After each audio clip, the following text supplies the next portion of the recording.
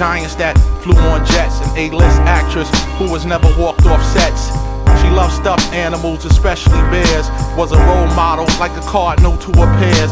A patriotic tomboy like Mary Ellen from the Waltons. And former lifeguard who had the skills of a dolphin. When I met her, she was in drama school and wore bangles. Drove a Bronco and she was far from star-spangled. Had basic skills and worked part-time in mills. Raised buffaloes, plus she was behind in bills.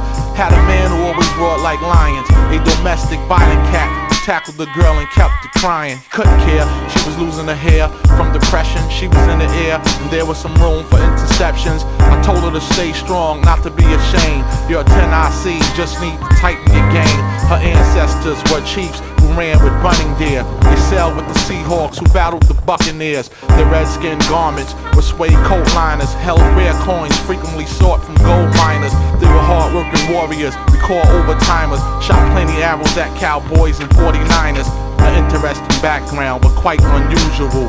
Great for a script, but out of bounds for a musical. She told me to call her if I came to town. I started texting her soon as my plane to touch down. Holding my luggage in the hand that revealed the bad scar. She pulled up at arrivals driving a Jaguar. Her brown skin was soft, her legs beautifully shaven. Her house was fly, sitting on the roof was a raven. As we entered, I heard laughter.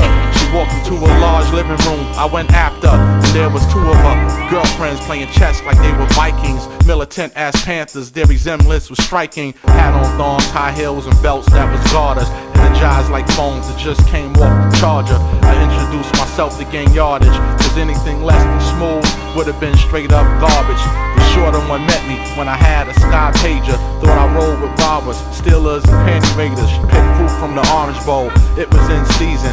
One of them said she loved juice and kept squeezing. I knew that I was gonna get wine and dine. It would have been a penalty not to pass the scrimmage line. Now I'm laid back and relaxed, waiting for the kickoff. One removed the lip gloss like she was about to lick off. She caressed me with fingertips soft as velvet, dying for me to pack her as she stroked my helmet.